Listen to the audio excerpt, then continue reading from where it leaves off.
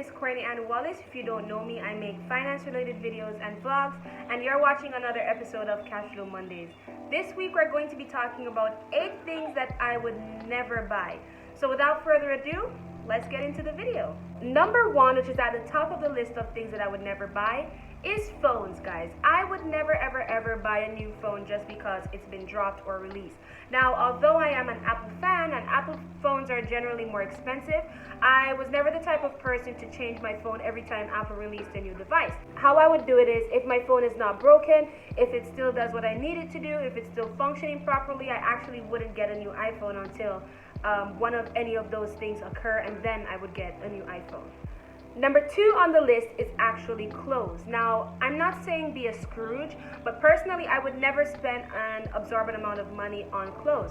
Now, here in Jamaica, we have a phrase called cheap and clean. That simply means if the clothes looks good, if the cost is affordable, then there's absolutely nothing wrong with wearing it. Now, personally, I try to keep each piece or each item of clothing under $20 US, and especially if it's a top, under $10. So as long as it looks modest, as long as it looks fashionable and the quality is good, I really don't mind buying it.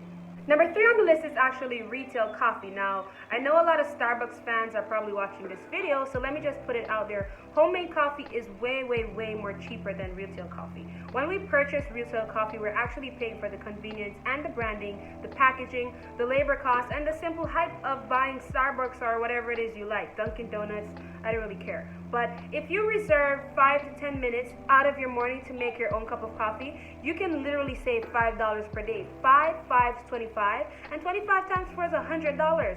$100 US on coffee, guys. I think the 10 minutes in the mornings are definitely worth it. So one thing you'd never see me buy is retail coffee. Number 4 on the list of things that you'll never ever see me buy is supplements. Now, I'm not saying I don't take supplements. However, my motto is if I'm not deficient, I'm not taking it. The market has overhyped this whole lifestyle craze that you need vitamins from A to zinc to stay healthy. And personally, I believe if you have a balanced diet, you'll be fine. If you have a balanced diet, you'll literally be consuming foods from all of the different food groups. So you won't necessarily be deficient in a particular area. I'm not saying don't take any vitamins. Personally, I don't want a lawsuit after this video that somebody dropped dead because I told them to stop taking vitamins. So if your doctor told you that you need to take a specific vitamin, take the vitamins. However, don't let it be that your entire cabinet is filled with vitamins from A to zinc. You really don't need all of those vitamins to stay active and to stay healthy. Number 5 on the list of things that I will never ever buy is to buy anything, whether it's clothes, home decor, or food during a sale. Now, I have this method when it comes down to online shopping, and it's almost 100% effective, and that is to actually fill my cart up with every single thing that I love and then leave it. That's it.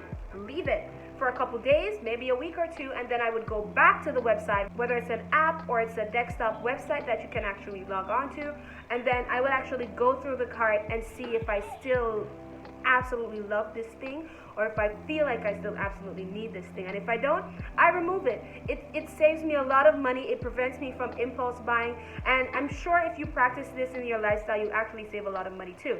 Now, the next thing I wanted to address where sales are concerned is the purpose of a sale is to actually invoke impulse buying into a person. So another thing apart from me filling up my cart is I don't necessarily buy something just because it's on sale. Now, for example, let's say the new Michael Kors handbag, which is usually $250, is on sale for $200, but I didn't budget for that handbag until next year, but it's on sale now, so let me just get it, right? I'd probably save $50 anyway. No, you just spent $200 that you did not budget for. So personally, if it's not something that I planned to buy, I'm not buying it. And if I am gonna buy it, I leave it in my cart. And if I don't absolutely love it, after a couple days I take it out. It's no biggie. You can practice it in your lifestyle too. I'm sure you'll save a bunch of money. Number 6 on the list of things that I will never ever buy are snacks and bottled water.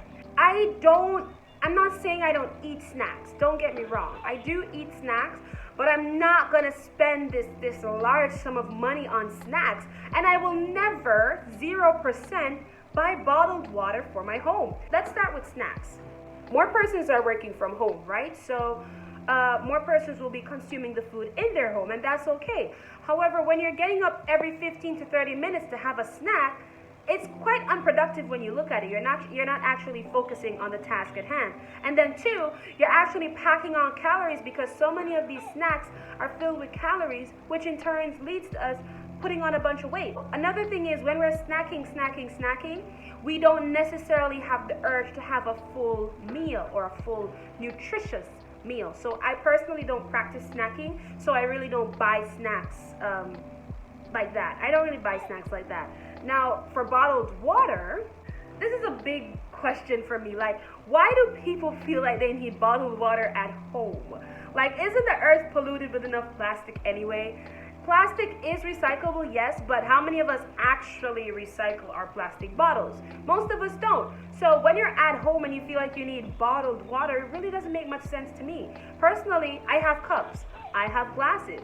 So I invest in a huge bottle of bulk water, and then I simply pour a glass of water and drink. It's easy, guys. You don't need to be contributing to the pollution of the earth where plastic is concerned. Most of those plastic bottles, especially in my country, end up in the rivers, in the ocean, block the drains, and then when there's a extreme rainfall, there's flooding and all sorts of stuff that I don't need to get into in this video, but you get the point, guys. You don't need bottled water at home. Now, number 7 on the list of things that I will never buy is liquor. If I'm at home, you're not going to see a bunch of liquor in my cabinet. Right now, I can tell you the only liquor that's in my house are leftovers from my birthday party in August. I don't practice drinking liquor unless it's a special occasion. And even if it's a special occasion, the most you'll see me do is drink a glass of wine. Alcohol kills brain cells. So when you're at home just casually drinking liquor, you're killing your brain cells. And that in turn affects your productivity. And the next point that I wanted to highlight is, don't get into the practice of just drinking liquor just because. Chances are you're going to be wanting liquor when you're in a bad mood, when you're having a stressful day, and that can actually lead to a serious alcohol addiction, guys. So if you don't have to, don't spend your money on liquor just to have in the house. I mean, liquor isn't cheap. You have Hennessy, gin, you have, what else? I don't even drink much, so I don't even know. Don Julio, all of that. You don't need a collection of liquor. Like, no, have some water, have some water. Number 8 on the list of things that I will never ever buy is a collection of shoes. I know I'm a female, and I know there's this stigma when it comes on to females and shoes. However, I personally keep it pretty conservative, and you will never open my closet and see a wide array of shoes. I have black, I have brown, basically neutral colors, and then I have a red or a blue or something.